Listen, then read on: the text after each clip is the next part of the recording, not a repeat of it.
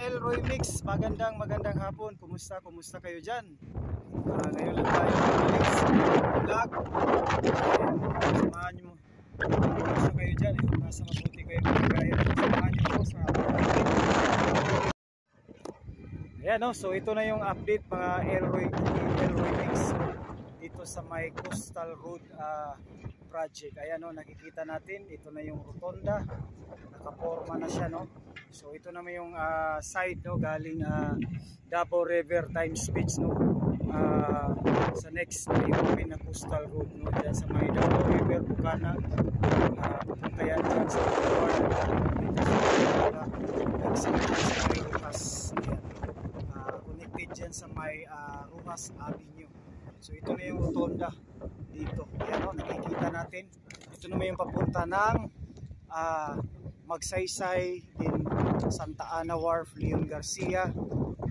After dyan, Leon Garcia, R. Castillo, no, segment. Then after dyan sa R. Castillo, Jerome, San Juan, then Jerome, Lanang. Dyan magkoconnect yung SITC, no, Samal Island, Davao City Connector Bridge Project. So ito na yung mga kapatid, no, Elroy Mix. Ang tagal natin nakapag-upload ay nga may pinagdaanan tayo, pero salamat naman sa Diyos, overcome lang tayo. Okay, ayan, so ito na ang sitwasyon. Ito na yung rotonda, ito na yung mga kalsada, naporma na talaga siya, no, katulad dito sa Times Beach.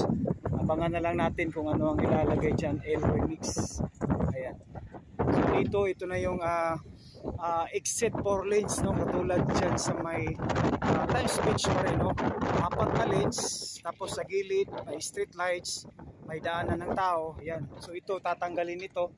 So ito na lang yata ang ginagawa nila, kulang. So dyan, Bermuda, abangan na lang natin sa pagbalik natin dito kung anong ilalagay dyan, Elroy Mix. Ayan, so palabas tayo,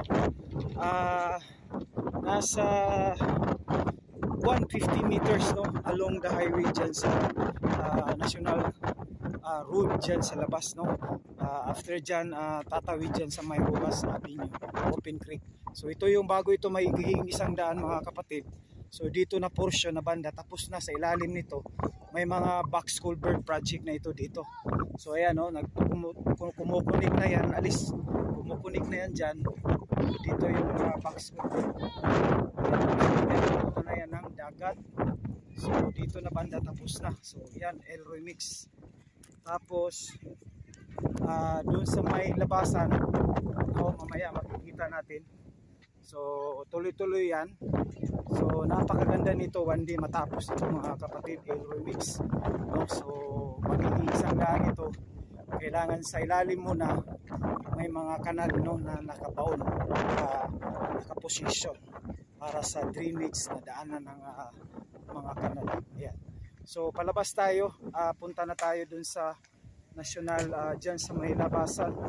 So ito dito, tapos dito, ito na yung ongoing nila. So doon muna sila sa labas gumagawa.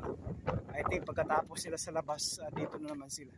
So sa talagang this 2025 talagang makikita na natin ito na may ano na. So itong mga kabahayan dito na-demolish na.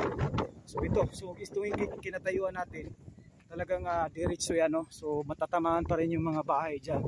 Yung iba dyan hindi pa na-demolish, hindi pa nag-iba. So yan, no, mga kapatid. So ayan,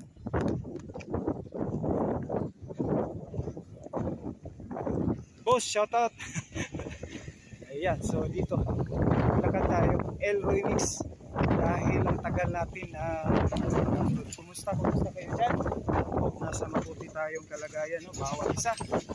Tuloy lang tayo, push lang natin sa pag-upload para ma-update lang tayo. So ito na, so malapit na, no. Ito siguro nasa ano na lang, 15 meters ang next nila na gagawin dito. So yan, no, ginagawa na nila. Diyan na naman sila ng portion. So naglalagay sila ngayon, ginagawa nila ng tripodal crane, yung pilot. Ito kasi yung proseso na paggawa bago maging isang box culvert, no. Lalagyan mo na ibabawon mo na yung mga pilote, tapos huhukayin yan, and doon na maglalatag ng mga box culvert.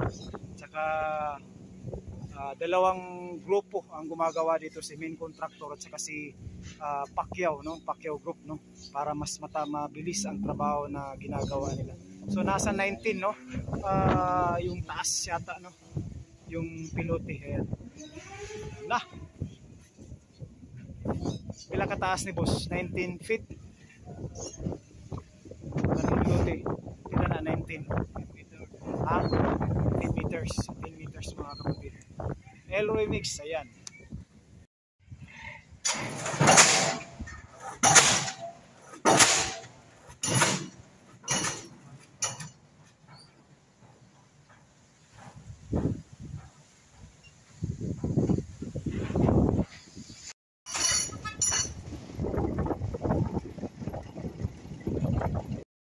Mix. So dito na tayo sa pinakamalapit.